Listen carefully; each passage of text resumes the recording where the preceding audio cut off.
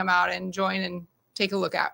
And the community club sponsors the picnic. They're in charge of basically everything that goes into organizing this 3-day event, and different committees make sure that each individual spot happens. And we have a great community support following us to help get everything set up. So it takes a village, and it definitely works out that way to get everything ready for this week.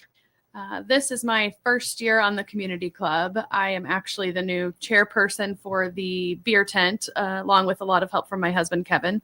And we got a little more involved, not only from being from the town and, being involved in all these events, but our daughter is actually the retiring junior Miss Morrisonville that we'll see give up her crown tonight. So we're happy to be able to give back. Armin Trout gives a rundown of the events that started as of Thursday evening. So Thursday starts tonight at 5 o'clock. We open with carnival rides. They run from 5 to 10. Have an opening ceremony at 6 o'clock, followed by a washer tournament. So that tournament does happen in our beer tent. If you're not familiar with the way Morrisonville works, our beer tent is actually open to all ages and does have food vendors inside. So it's a little bit different maybe than some, but bingo runs from 6 to 10. And the Little Miss and Mr. pageant will kick off at 7, followed by a Junior Miss at 8:30, and then beer tent entertainment from music from 8 to midnight in the beer tent. Bingo runs all 3 nights. It's very exciting. I believe it's a 10 cent a card for your bingo cards. They do run some jackpot rounds that are a little bit more per card, but have some bigger prizes, usually around the hour mark on those. So great time to sit down and cool down in the shaded area and play some fun bingo. So all ages are welcome in the bingo area. Jumping Frogs is known as a highlight of the Morrisonville picnic, and people from across state lines come to jump their own frogs. Friday holds the unique sport and more for a loaded Friday slate. Yes, we have a lot going on Friday for sure. This year, something that's different is we're bringing in a 16 and under pickleball tournament that will occur before our adults pickleball tournament. So registration for that starts at 10. They will start playing that kids pickleball tournament at 10:30. The Antique Tractor Show is from 12 to 2 on Friday. We will have the frog jump on Friday, which is always a fun event for the entire family. Registration for that starts at 1 o'clock, and they do plan to have a hard cutoff for registration at 5:30 this year, which is a little different from years previous. We're wanting to make sure that we've got plenty of time to get everyone in for their jumps before our band starts that evening. There will be frog jump t-shirts and koozies for purchase whenever registration occurs. It's still $3 to jump a frog, as it has been for many years. So we're hoping to get a good crowd out for the 53rd annual frog jump in our beer tent. The adult pickleball tournament will start at 2:30 with registration preceding that at 1:30. And then we will have our Miss Community Queen pageant at 7 p.m. as we retire the 2024 Miss Community Queen. And then from 8:30 to midnight, we will have a local band in the beer tent to end our fun festivities of Friday. It'll be Midwest Revival, and we're really looking forward to having them and the crowd that likes to follow them to all of the local venues. Saturday sees the picnic come to a close with live entertainment, a parade, and much more. Saturday starts off with our bags tournament. This has become a very big event for us. Registration starts at 11 and it kicks off at noon. So if you plan to play in that, recommend getting registered early. As that kicks off, the car show will start at 1 p.m. We usually have a very good showing of cars there, a lot of shade in that area. And then they stick around for the parade at 4:30. After the parade, carnival rides and the armbands start at 5 and run until 10 p.m. And as always, we have the bingo available in the park and the beer tent entertainment that night from 8 to midnight again in the beer tent. So a lot going on Saturday, can kind of be around all day, and the food vendors will be open all through that time. Learn more about the Morrisonville Picnic and Homecoming by visiting them at their Facebook page. Jessica Armentrout and Samantha Dunkirk both appeared as guests on the WTIM Morning Show.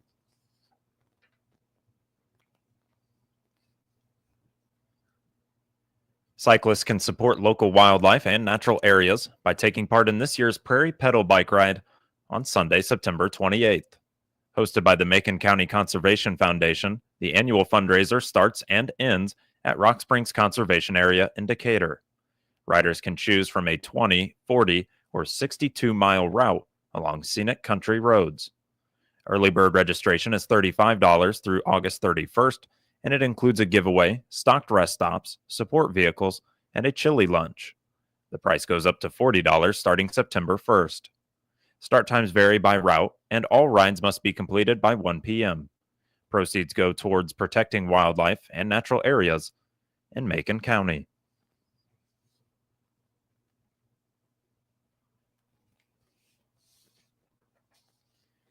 As part of a regional push to support mental health, Memorial Health is teaming up with public libraries in Taylorville, Springfield, Lincoln, Jacksonville, and in Decatur to offer free family mental health kits. The kits are designed for children ages 3 and up and include books about emotions, breathing, and grounding technique worksheets, coloring pages, and local mental health resources. Families can check them out for 2 weeks, and no library card is required.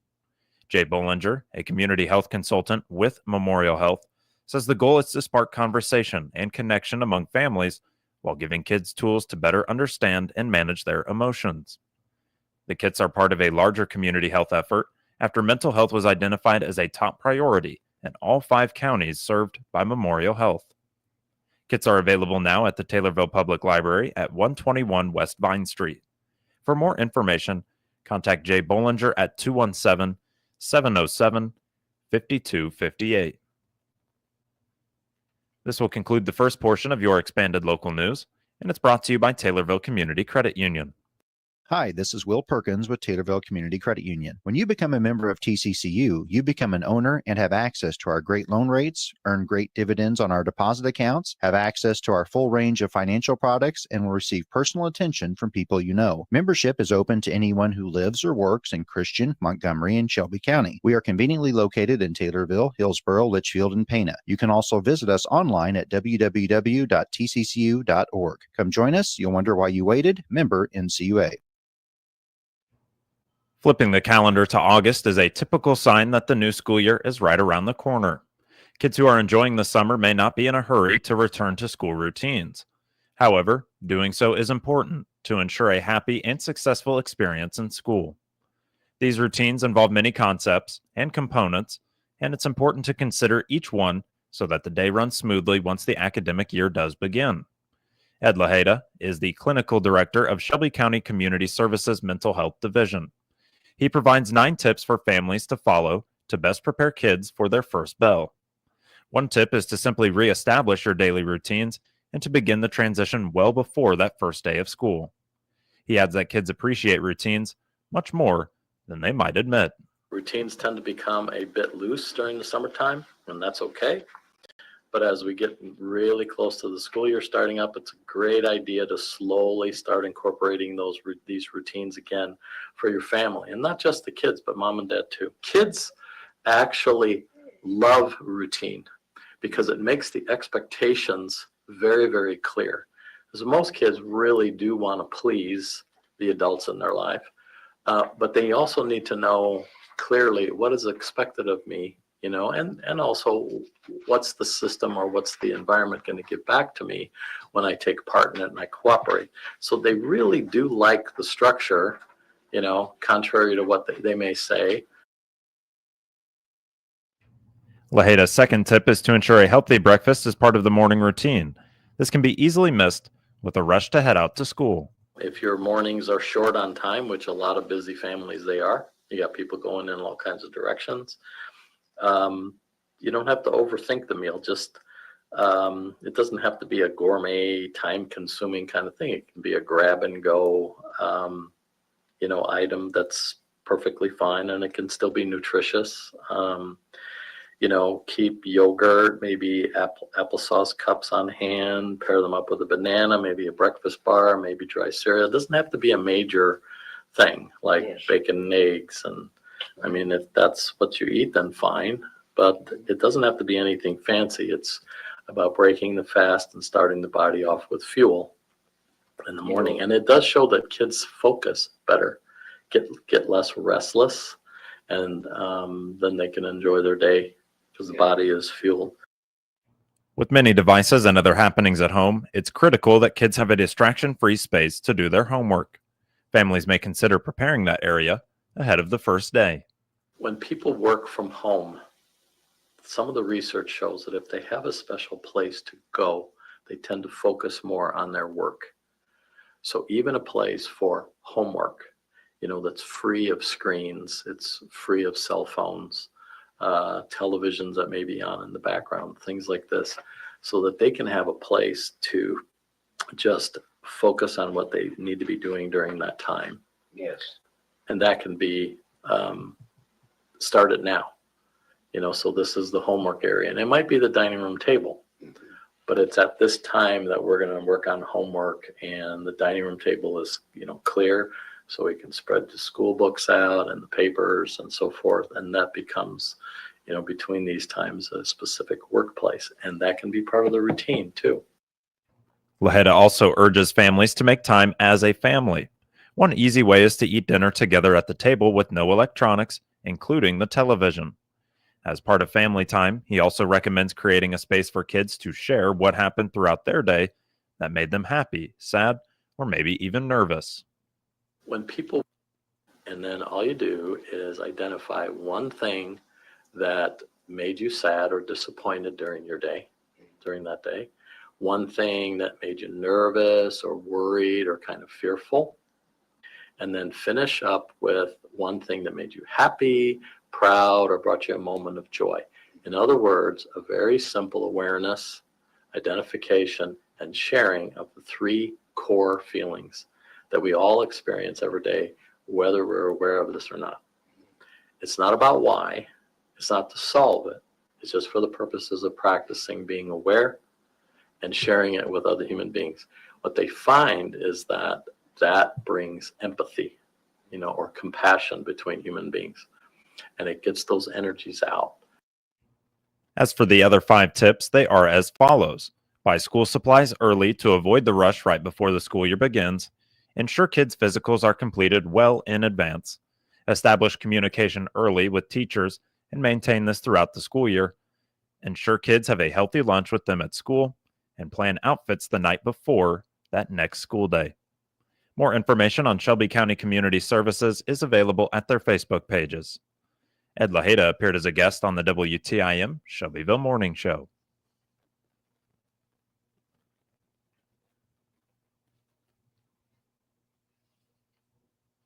A sitting appellate court judge has announced her intention to remain on the bench. Justice Amy Schaller is officially running to continue serving on the Illinois 5th District Appellate Court. Schaller, who was appointed to the position by the Illinois Supreme Court in 2024, says her goal is to bring fairness and experience to the role. She previously served as a circuit judge in Madison County, where she was named chief of the Family Law Division and served on the Illinois Judicial Inquiry Board. Schaller is running for the seat left vacant by the late Justice Tom Welsh. It's the longest-serving appellate justice in Illinois history that she's got to replace. The seat is currently being filled on an interim basis by retired Madison County Judge James Hackett. Schaller, who has more than 20 years of legal experience, says appellate court decisions impact all Illinois residents, from property disputes to criminal cases, and it's important to have someone experienced in that role. Before her time on the bench, Schaller ran her own law firm, served as a planning coordinator in Alton, and also began her legal career as an intern with the Madison County State's Attorney's Office. She lives in Madison County with her husband and is a grandmother and mother. The 5th District Appellate Court covers 48 counties across central and southern Illinois.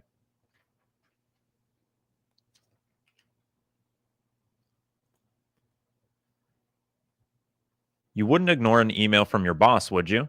The business email compromise scam takes many forms, but in essence, the scammer poses as a reliable source who sends an email from a spoofed or hacked account to an accountant or chief financial officer, asking them to wire money, buy gift cards, or send personal information, often for a reasonably plausible reason.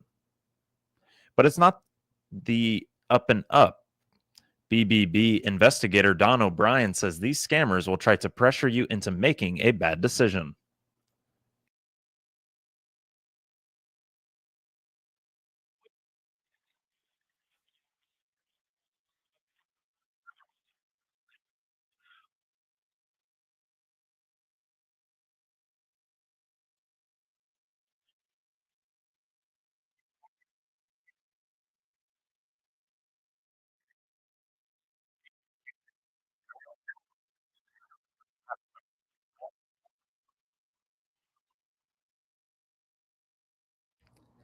The BBB urges businesses and other organizations to take technical precautions, such as a multi-factor authentication for email logins and other changes in email settings, along with verifying changes in information about customers, employees, or vendors.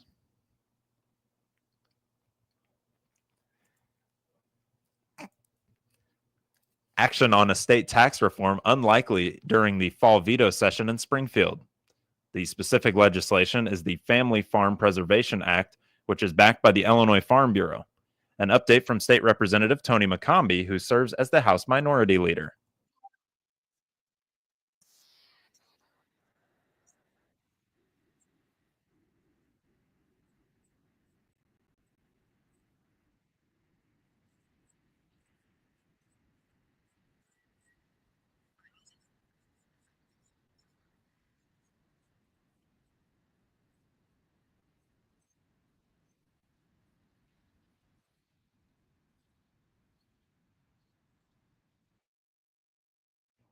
She believes there will be more discussion once next spring comes around. This will conclude the second portion of your expanded local news, and it's brought to you by CNB Bank and Trust.